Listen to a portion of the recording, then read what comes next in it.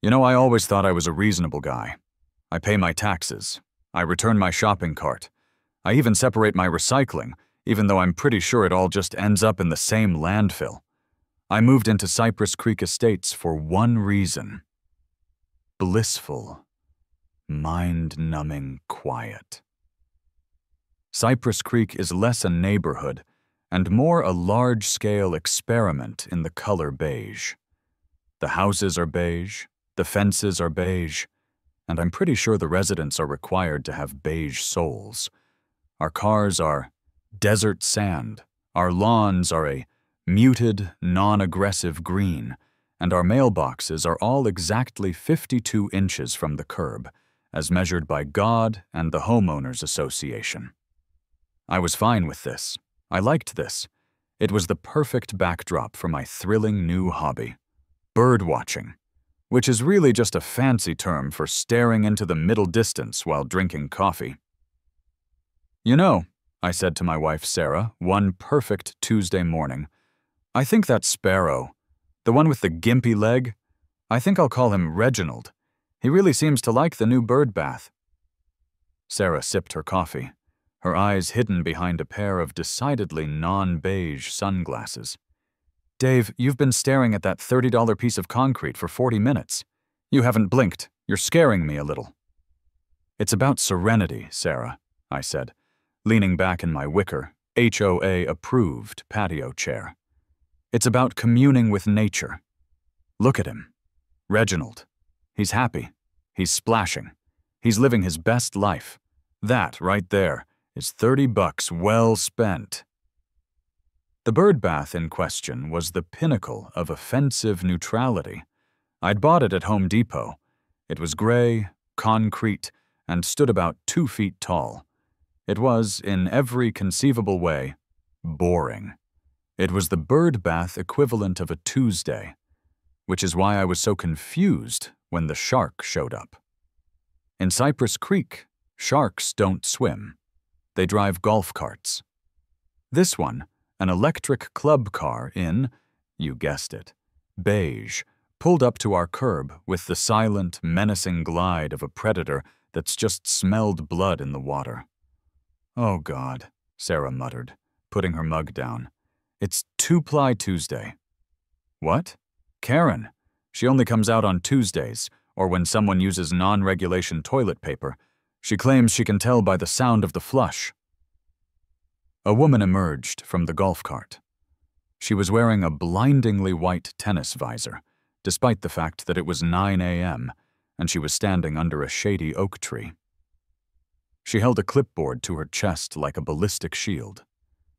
This was Karen Witherford, HOA president, a woman who looked like she personally fines the clouds for not being white enough. She didn't walk. She glided. She glided up our HOA-approved cobblestone path and stopped just short of the porch. She didn't say hello.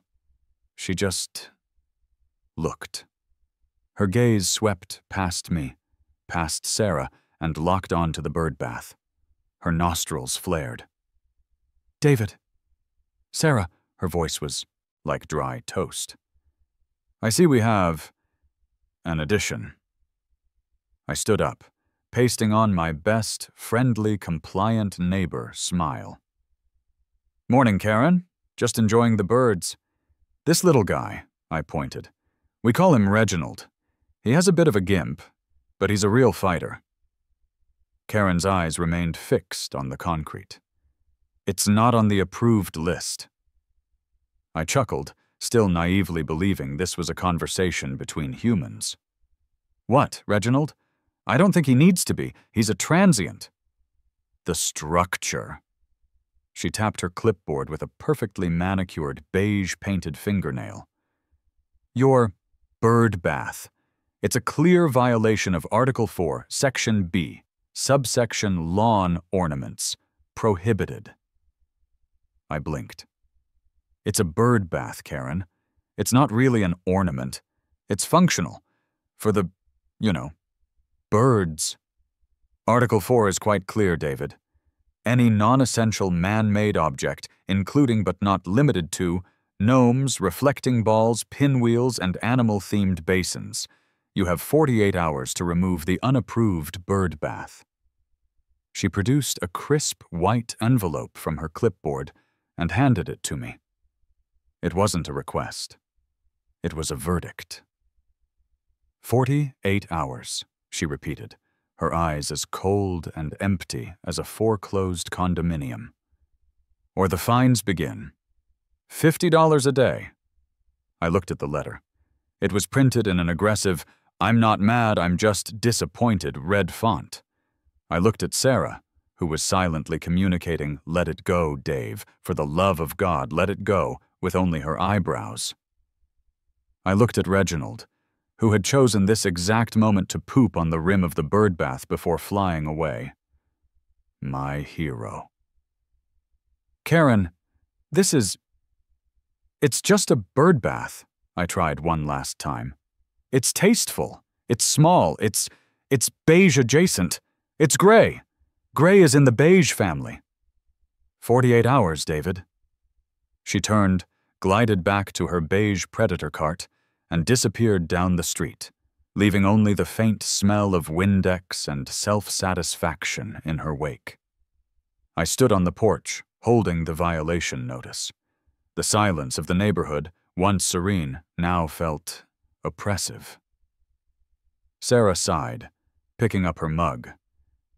Just move it to the backyard, Dave. It's not worth it. You know how she is." I wasn't listening. I was staring at the letter. At 2 words, specifically. Unapproved. Structure. Sarah watched my face. Her own expression shifted from annoyance to genuine concern. "Dave, don't get that look. I know that look. It's the same look you had right before you tried to build a sentient mailbox that insulted the mailman for leaving junk." I slowly folded the letter, a strange, warm feeling spreading through my chest. It felt a lot like pettiness, but with a noble cause. "Structure, huh?" I said, a slow, dangerous smile creeping onto my face. "She wants to talk about structures? Fine, let's talk about structures." "Dave, no." "Oh, Dave, yes. My garage is my sanctuary. It's where I keep my tools, my non-compliant neon beer sign, and my sanity." For the next 6 hours, it became a war room. I wasn't just Dave, mild-mannered accountant anymore. I was General Patton. I was Sun Tzu. I was a guy with way too much time on his hands and a fresh, simmering grievance. My weapon? The single most terrifying document known to suburban man. The Cypress Creek Estates Covenants, Conditions and Restrictions, CCNRs. It was a 3-ring binder, white, 3 inches thick, and heavy enough to stop a bullet. 300 pages of single-spaced 10-point Times New Roman font, outlining every conceivable "thou shalt not." Thou shalt not paint your door poppy red. Thou shalt not let your grass exceed 2.5 inches. Thou shalt not, under any circumstances, experience joy in a way that is visible from the street.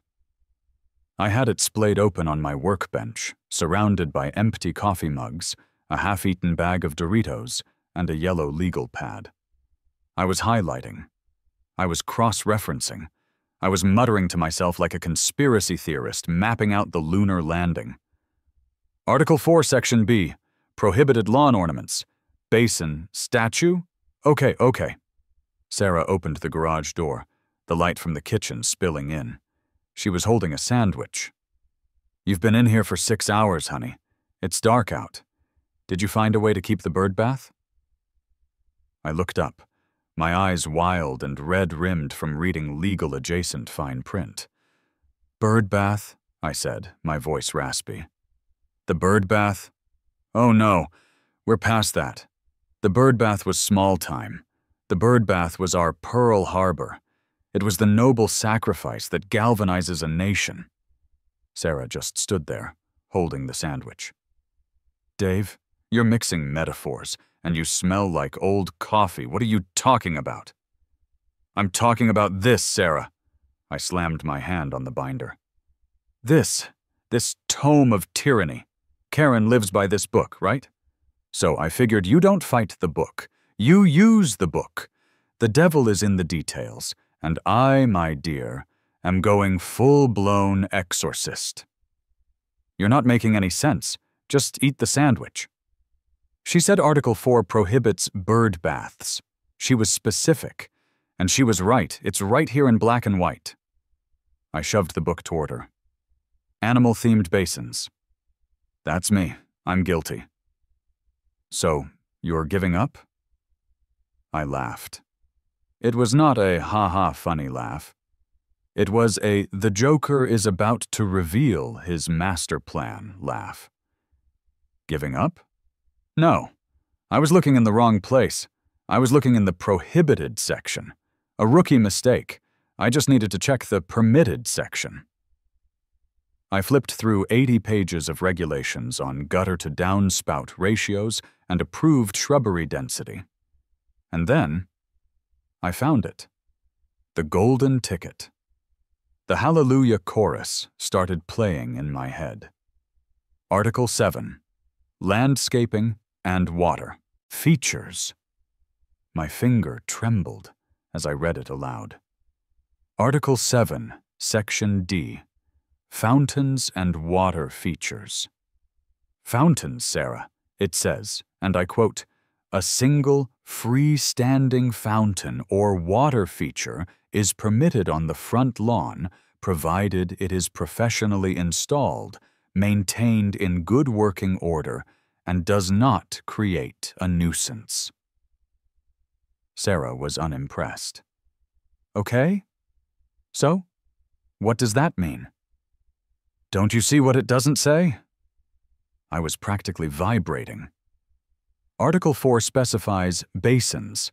This specifies fountains, two totally different categories, but that's not the beautiful part. The beautiful part is what's missing. I pointed again. Article 3, fences, specifies a height limit, 6 feet. Article 5, sheds, specifies a size limit, 100 square feet. But Article 7, Section D, nothing. No height limit, no size limit, no color limit, just professionally installed and doesn't create a nuisance. A slow, horrified dawn broke on Sarah's face. Dave, what are you planning to do? She banned a bird bath, Sarah, I said, turning to my laptop. A simple, 2-foot-tall basin. She never said a single word about a bird fountain. Okay, so you'll get a slightly bigger bird bath? With a little pump? One of those cherub things that pees water. I turned the laptop around so she could see my screen. I had a Google image search open. The search term was epic volcanoes. I'm thinking 10 feet, I said, clicking on a picture of Mount St. Helens. Minimum, with a caldera at the top that bubbles over. That's where the birds can bathe. It's technically a bird fountain. A very, very tall, geologically active bird fountain. Sarah's mouth opened. Nothing came out. Dave. No. Dave, I said, bookmarking a site for fiberglass rock casting. Yes.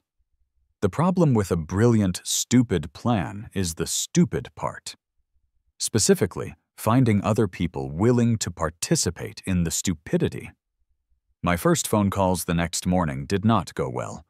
I started with the high-end, respectable landscaping companies, the ones whose trucks are so clean you could eat off the tailgate and whose websites feature phrases like curated outdoor living and synergy with nature. My first call was to Prestigescapes. Prestigescapes, this is Todd. How can we elevate your environment today? Hi, Todd. My name's Dave. I'm in Cypress Creek. I'm looking to install a new water feature. A fountain, specifically. Excellent. We can certainly help with that. Were you thinking of a tiered classical design? A discrete reflecting pool, perhaps? A nice basalt column? I was thinking, I said, taking a deep breath, of a 10-foot-tall, hyper-realistic volcano, with a gurgling caldera at the top that spills water down the sides. Oh, and I need it to look like it's actively erupting. You know, paint-wise. There was a long, heavy silence on the other end of the line. A volcano, Todd said finally, his voice 2 octaves higher. That's right, 10 feet. Sir, we do retaining walls and drought-tolerant shrubbery. We don't do geological affronts. I don't think we're the right fit. Click. My next call was to Aqua Dreams Pool and Spa. Aqua Dreams, you splash 'em, we build 'em.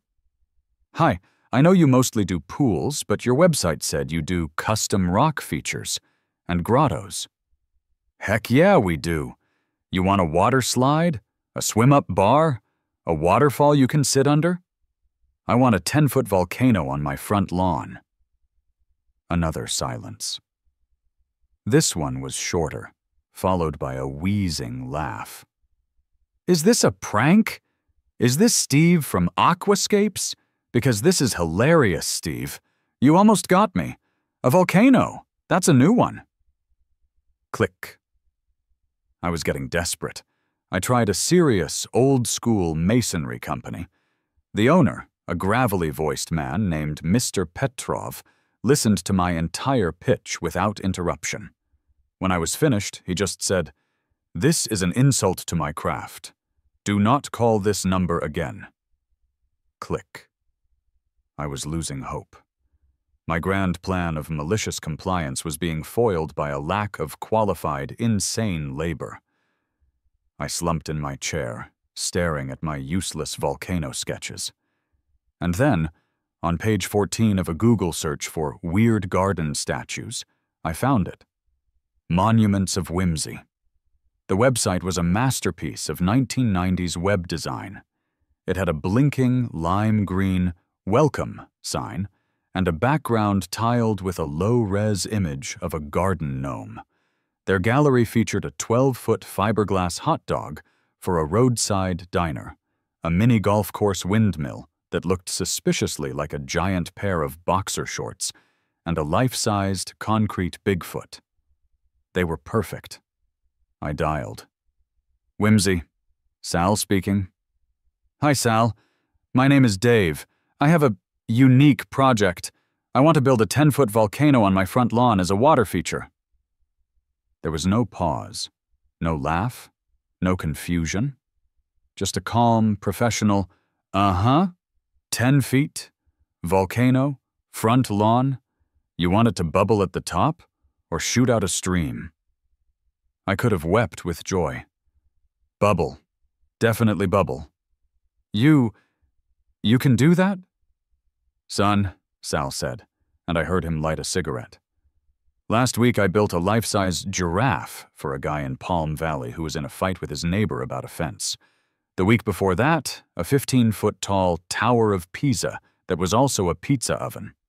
This HOA spite stuff, it's my bread and butter. It's 80% of my business. When do you want to start? 20 minutes later, a rust bucket truck that looked like it had lost a fight with a can opener pulled up to my curb. Monuments of Whimsy was painted on the side, right over a large rust spot. Sal and his son, Sal Jr., got out. Sal Sr. was a man who had seen too much. He had a magnificent gray mustache, overalls, and an expression of profound, unshakable boredom. Sal Jr. was all nervous, energy, holding a tablet and a tape measure. "All right," Sal Sr. said, walking onto my lawn and spitting. "This is the spot, huh? Good son. Gonna be a real focal point." You're not going to ask why?" I said. "I find it's better if I don't. So 10 feet.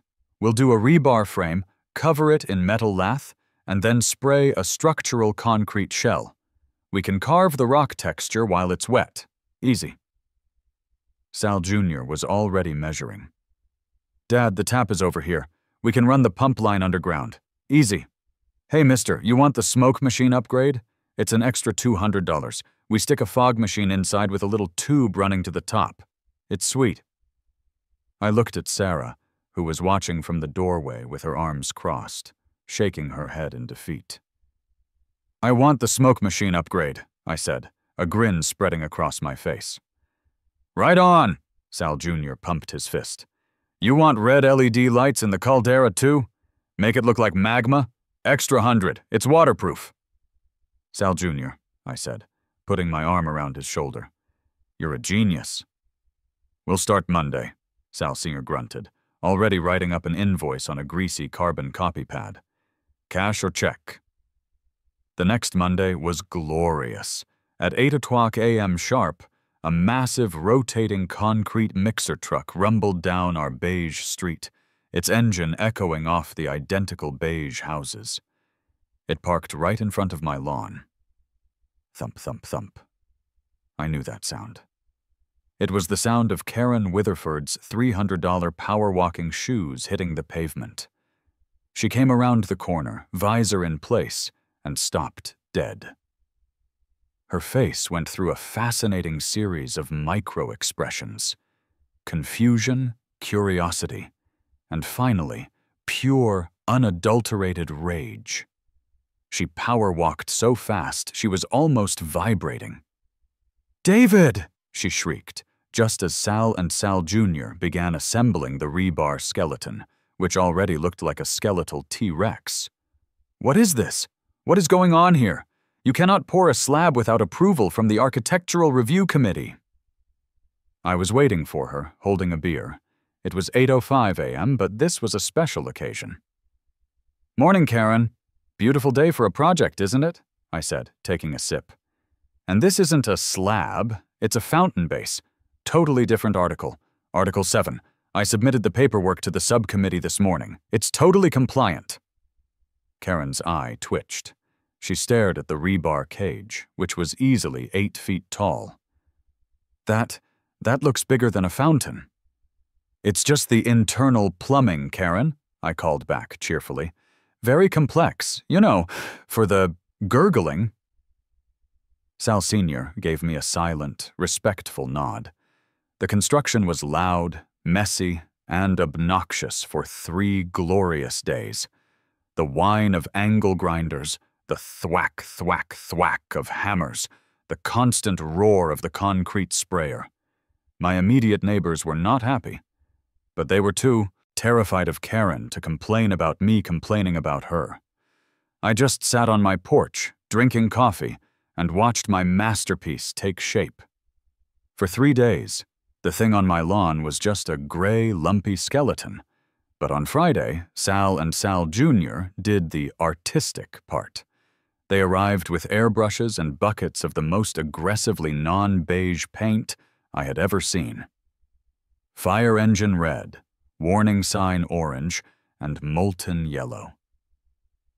By 4 o'clock p.m., they were finished. The entire structure was hidden under a massive, heavy-duty blue tarp. It looked like a 10-foot-tall blue tumor had metastasized on my lawn. The entire neighborhood was buzzing. People walked their dogs by, slowing down to stare. Cars crawled past. I could see curtains twitching in windows up and down the street. The anticipation was so thick you could cut it with an HOA-approved, blunt, non-threatening hedge trimmer. Sal Sr. wiped his hands on a rag, his face betraying no emotion whatsoever. He handed me a small, black remote control with 3 buttons labeled A, B, and C. "All right, boss. She's all yours," he said in his gravelly monotone. "A is the pump. B is the magma lights. C is the eruption package. That's the fogger. Use it wisely. The pump's on a timer, like you asked. It'll kick on at 8 a.m. and off at 9 p.m., compliant with all known noise ordinances." I shook his hand, my own hand trembling slightly. Sal, it's been an honor. Yeah. Call me if you ever want that Bigfoot. I give a discount for repeat customers. He and Sal Jr. drove off in their rust bucket, leaving me alone on the driveway with my masterpiece. I waited. 5 p.m. The perfect time. Everyone was home from work. The beige streets were full of beige sedans pulling into beige garages. I walked out onto my lawn. Sarah was watching from the living room window, her head in her hands. I didn't care. This is it, I muttered to myself. This is for Reginald. This is for the $30 bird bath. I grabbed the thick nylon pull cord attached to the tarp. I gave it a theatrical yank. The tarp slid off with a heavy whoosh and pooled at the base.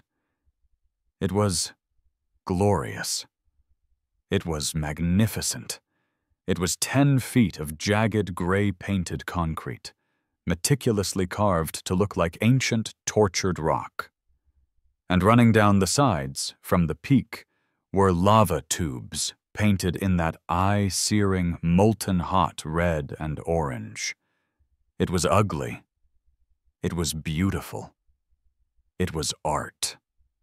At the very top, the caldera was a wide, shallow basin. As if on cue, the timer kicked in. A pump gurgled to life, and water began to bubble up in the center of the caldera, spilling gently over the rim and trickling down the pre-carved lava tubes into a hidden basin at the bottom. A Toyota Camry driving by slowed to a near stop. The driver, a woman I didn't know, just stared, her mouth wide open. She nearly rear-ended a parked car. I stood there, arms crossed, beaming with pride. I didn't have to wait long. Karen's front door, 2 houses down, flew open so hard it bounced off the vinyl siding. She didn't power walk. She didn't glide. She ran. It was a wild, flailing arm, visor askew, sprint across her lawn and onto mine. She stopped about 10 feet away from the volcano, as if afraid it would actually erupt and melt her non-slip walking shoes.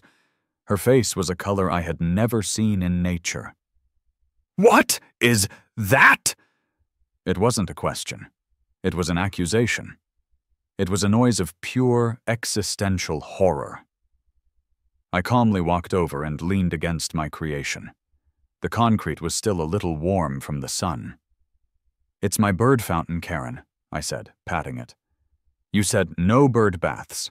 This is a fountain, compliant with Article 7, Section D, professionally installed by Monuments of Whimsy." It's a volcano," she sputtered, pointing a shaking finger. "It's a geologically themed water feature," I corrected gently. And look, as if summoned by the gods of pettiness, a single brave sparrow, I swore it was Reginald, landed on the rim of the caldera. He looked around, dipped his head, and took a drink. "See?" I said, grinning. "The birds love it. It's a bird fountain. It provides hydration and geological education to the local avian population." Karen's entire body was vibrating. The clipboard was shaking so hard the clip on it was rattling. "I am fining you!" she shrieked, her voice cracking. "I am fining you into oblivion! This is tacky!" "Tacky?" I said, feigning deep offense. "I think it's majestic. But that's subjective. What's not subjective is the bylaw, Karen. Article 7. You wrote the bylaws. I just read them. No height restriction, no color restriction. It's a fountain, and it's in good working order." I pressed button B on my remote. With a click, the red LED lights hidden in the caldera flickered to life, bathing the bubbling water in a hellish, beautiful magma glow. Karen made a sound like a kettle boiling. She couldn't form words. She just pointed. Shrieked. spun on her heel, and power-walked back to her house, her phone already at her ear. She was presumably calling the HOA's lawyer, or possibly the National Guard. I pressed button B again, turning the magma off. It was a bit much for a Tuesday.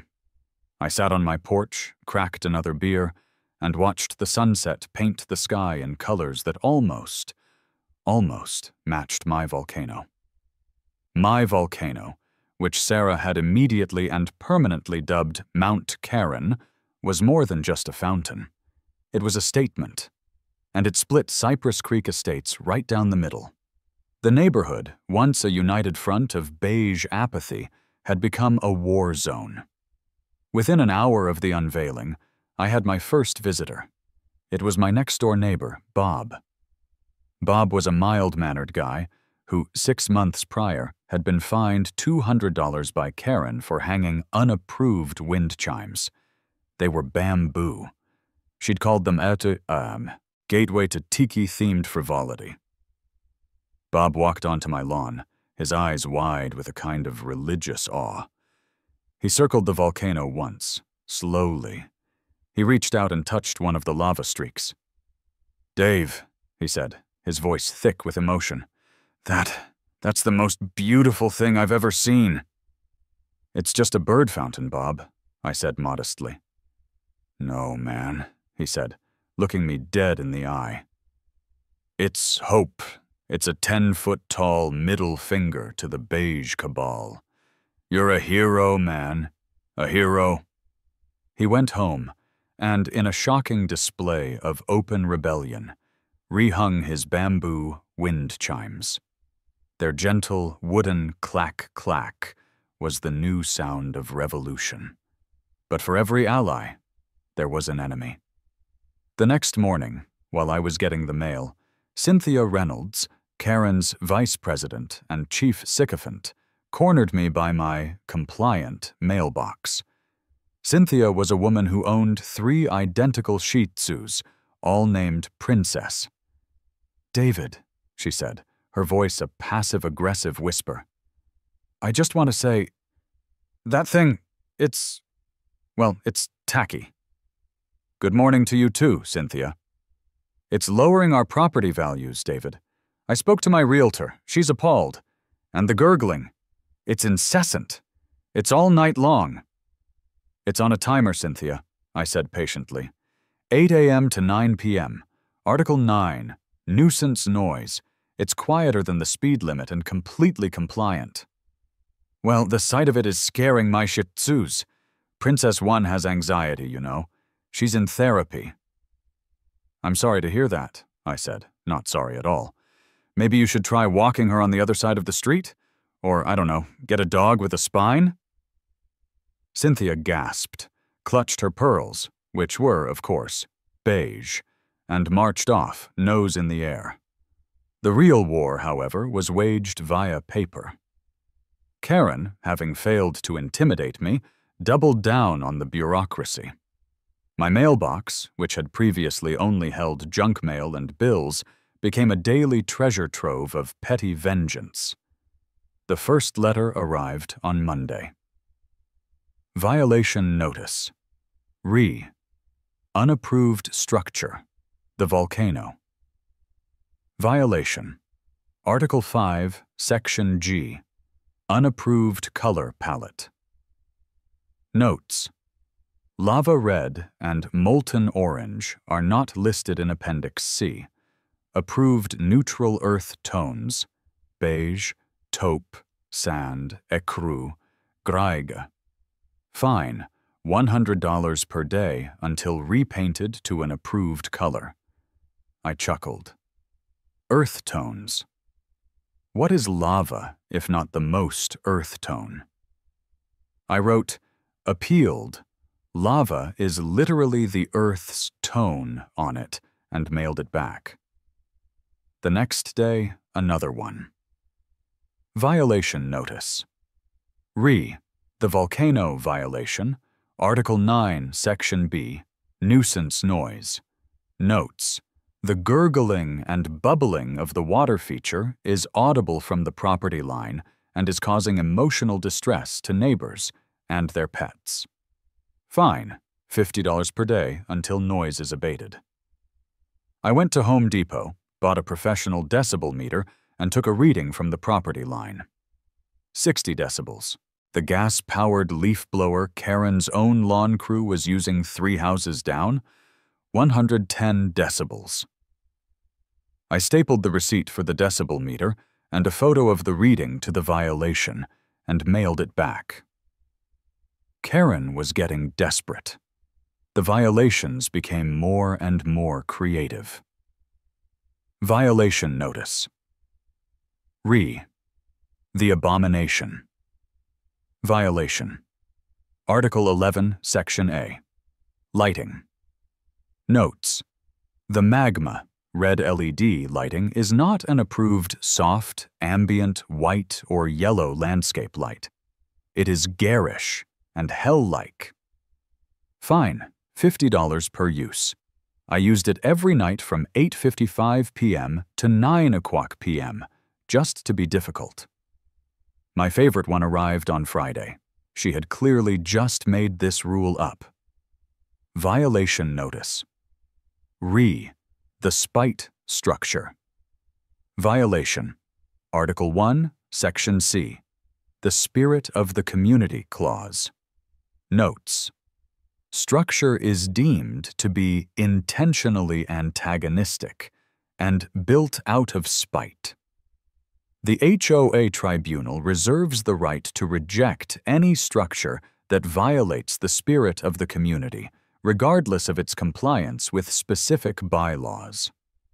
Fine. $500. Spite structure. I loved it. I was racking up thousands in fines on paper. I started using the letters as kindling for my HOA-approved 36-inch diameter smokeless fire pit. Mount Karen wasn't just a fountain anymore. It was a local landmark. People were driving in from other neighborhoods to take pictures of it. A local food blogger took a selfie with it, calling it the hottest new spot in Cypress Creek. Karen was losing the war. And when a tyrant loses, they don't give up. They escalate. The following Tuesday, I was in my home office trying to reconcile a quarterly budget when I heard the unmistakable sound of a real engine. Not a beige golf cart, not a beige sedan, a Crown Victoria. I looked out the window. A police cruiser was parked at my curb. 2 officers were getting out. One was older, with a mustache that had clearly seen it all, and a name tag that read Miller. The other looked about 12 years old, with a just happy to be here grin and a Johnson name tag. This was it. Karen had gone nuclear. I walked outside before they even had a chance to knock. Officer Miller was standing with his hands on his hips, just staring at Mount Karen. Officer Johnson was visibly trying and failing to suppress a grin. "Afternoon, officers," I said, trying to sound casual, as if I have 2 cops on my lawn every Tuesday. "Something I can help you with?" Officer Miller turned to me, his face a perfect mask of professional exhaustion. He sighed, a deep, profound sigh that spoke of too many cats in trees and too many noise complaints. "Sir, are you the owner of, the volcano?" "That's me," I said proudly. "It's a bird fountain, officer. Technically, geologically themed." Officer Johnson coughed, turning it into a sneeze. "Allergies," he mumbled. "Sir," Miller continued, rubbing the bridge of his nose, "we got a 911 call, about a public disturbance and an unstable structure that's intimidating the neighborhood." I had to give Karen credit. Intimidating was a new one. "Intimidating?" I asked. "Officer, it's concrete and a water pump. Sal from Monuments of Whimsy," he's the contractor, "assured me it's up to code. It's solid as a rock." Officer Miller walked over to it. He poked the volcano with his nightstick. Thud, thud, thud. "It's definitely solid," he said, turning back to me. He looked at his partner. He looked at me. He looked at the volcano. "Look, sir," Miller said, lowering his voice. It's really, really ugly. I mean, wow. My kid builds stuff in Minecraft that looks more stable than this. That lava paint, that's a choice." "Art is subjective, officer," I said. "Right," Miller sighed. "Here's the deal.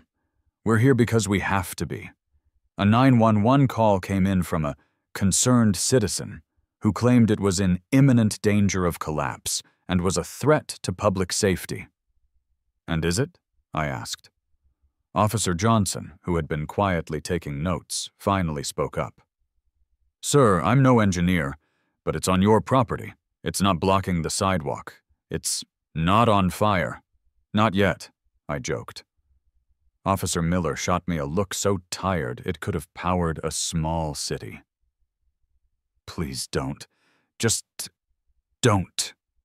He put his notepad away. "Here's what's going to happen. This is not a police matter. This is an HOA matter. It's a civil dispute. Your neighbor, Mrs. Witherford."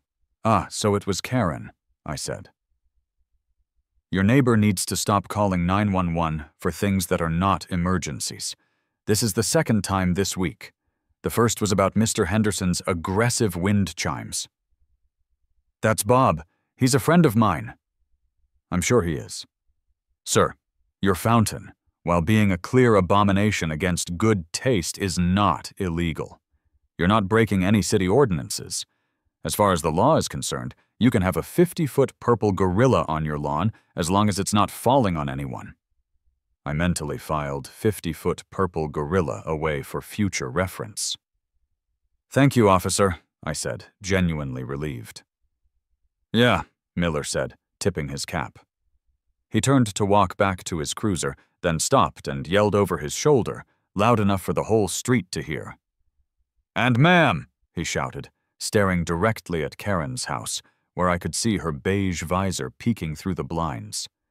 "Please stop calling 911 about your neighbor's lawn art. It's not an emergency.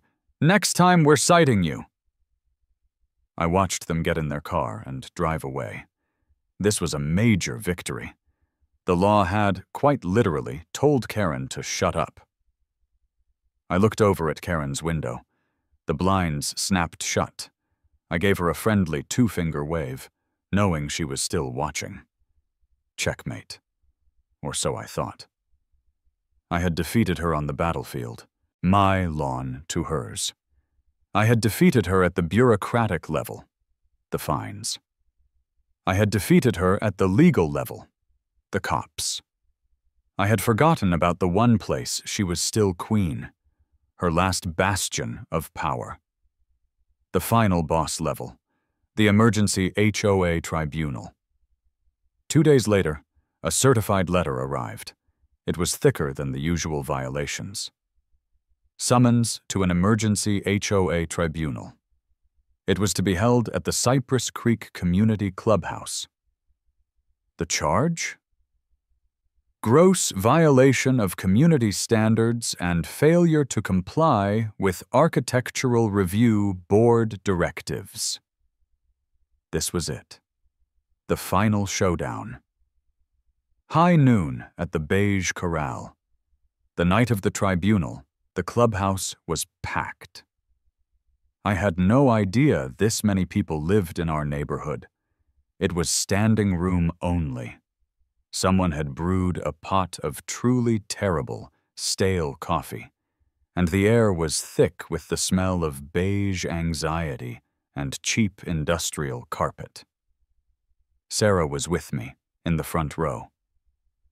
"Just be nice, Dave," she'd whispered. Don't be you." "I'm just here to present the facts," I whispered back.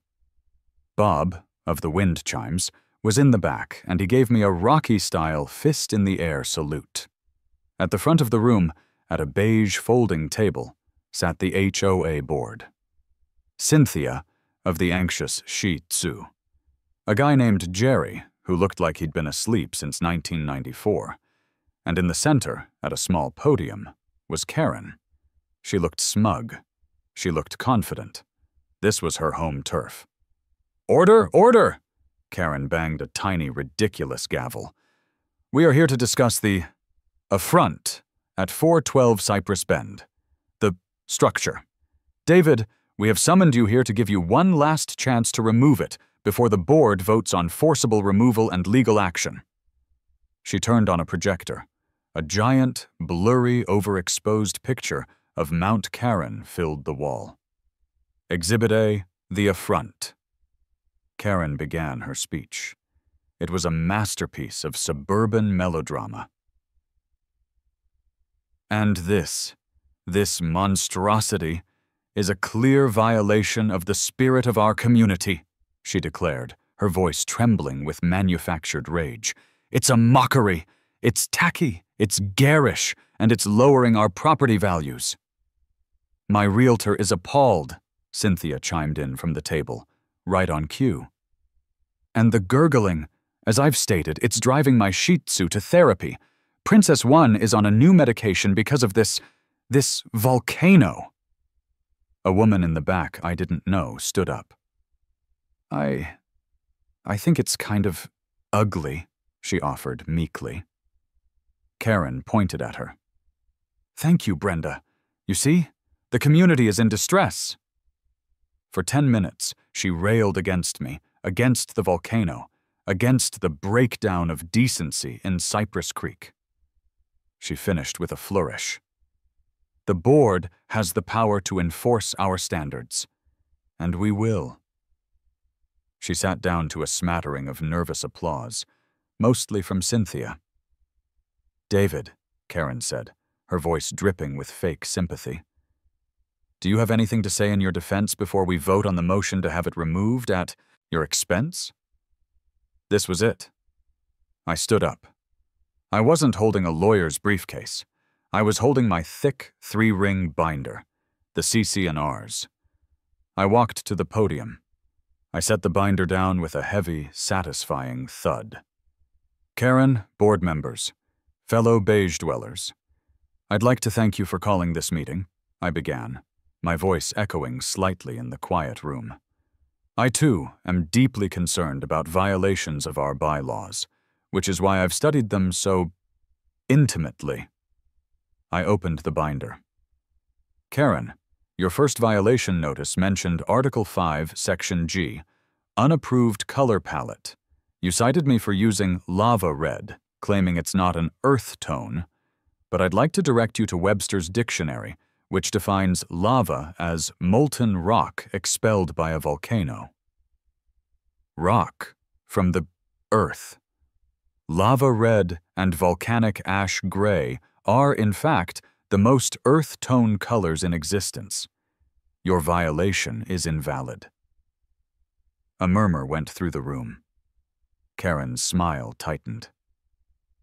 "Second," I continued, "Cynthia, you've mentioned the nuisance noise. I was cited for violating Article 9, but Article 9, Section C, explicitly permits fountain and pool pump noise between the hours of 8 a.m. and 9 p.m. My fountain, Mount Karen, runs from 8 a.m. to 9 p.m. precisely. Furthermore, I have here—" I pulled a piece of paper from my pocket. "A decibel meter reading. My fountain's gurgle, from the property line, is 60 decibels. Your lawn crew, Karen, which you hired for the whole neighborhood, was measured at 110 decibels last Tuesday. And Mr. Henderson's, an ally, pool filter runs at 63 decibels, 24 hours a day. My fountain is fully compliant. Your violation is invalid." The murmuring got louder. Bob let out a quiet, "Yes?" "Third," I said, my voice gaining strength. Officer Miller, of the local police department, was called to my home on a 911 call about this unstable and intimidating structure. He found it to be, and I quote, "not a police matter, and not in violation of any city ordinance. I have here. I pulled out another document. Structural integrity report from the contractor. Monuments of Whimsy, signed by a licensed engineer, confirming it's structurally sound and poses no public threat. And furthermore, I pulled out another document. A letter from the city inspector I called myself, confirming the same.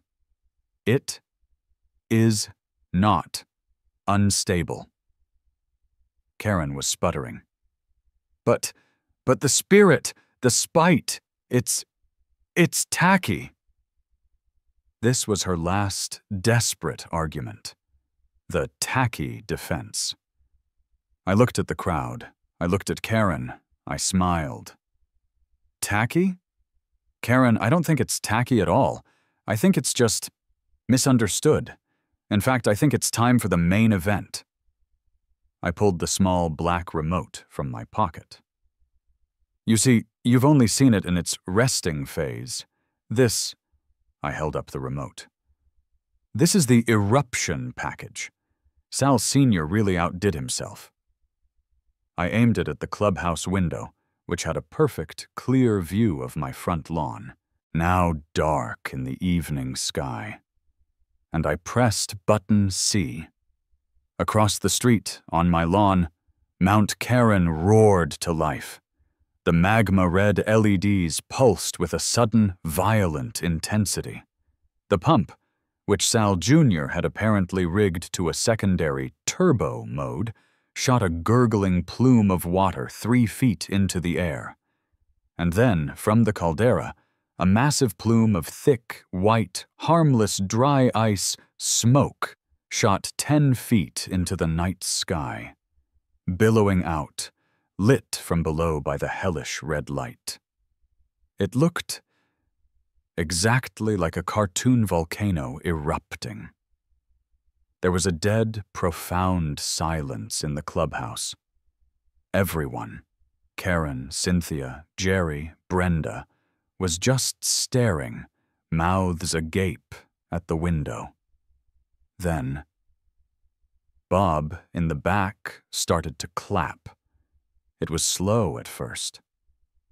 Clap, clap, clap. Then the guy next to him, who'd been fined for his holiday wreath being up on January 2nd, started to clap. Then another neighbor, and another. Within 10 seconds, the entire room, except for Karen and Cynthia, had erupted. Not in anger, not in fear, in laughter. People were howling. They were pointing, high-fiving, pulling out their phones to record it. The tyranny of beige was broken. It was over. Karen's face went a shade of puce that was most definitely not on the approved HOA color palette. Her gavel was useless. She just stood there, defeated, as her entire constituency laughed at the glorious, smoky, gurgling, 10-foot-tall monument to her own pettiness. The tribunal, as you might guess, dissolved pretty quickly after that. The forced removal vote failed spectacularly, with only Karen and Cynthia voting in favor. Jerry, the sleepy guy, had abstained, saying, "I kinda like the smoke." The revolution was successful. It's been a month now. I'm sitting on my front porch, right where this whole thing started. Sarah comes out and hands me a coffee. "You know," she says, sitting down next to me and looking at the volcano, which is gurgling peacefully in the morning sun. "I think I'm starting to like it. It's grown on me." "See?" I said. "It's serene." A car full of teenagers from the local high school drives by, slowing down as they pass. "Sick volcano, mister!" one of them yells from the passenger window. I raise my coffee mug to him. "Thanks. Tell your friends." The fines, all of them, mysteriously stopped. I never heard another word about lava red or nuisance gurgling. Bob's bamboo wind chimes are still up. In fact, he's added a second set, shaped like little hula dancers. Cynthia Reynolds put her house on the market last week. The for sale sign is, of course, beige. Apparently, the stress of living next to an active volcano was too much for Princess One's delicate constitution. Karen still does her power walks. She still wears the visor. But when she passes my house, she doesn't make eye contact. She just stares straight ahead, her clipboard held a little less confidently. Her pace, just a little bit, faster as she passes the volcano. I look at the rim of the caldera. A small brown sparrow is perched on the lava rock, dipping his head for a drink. He has a slightly gimpy leg. "Morning, Reginald," I say. He chirps, then splashes around in the bubbling water, joined by 3 of his friends. It turns out, birds love bathing in a magma-lit caldera. Who knew? I lean back in my chair, sipping my coffee, watching the water trickle down the bright orange and red-painted slopes. The gurgling is, in fact, incredibly relaxing.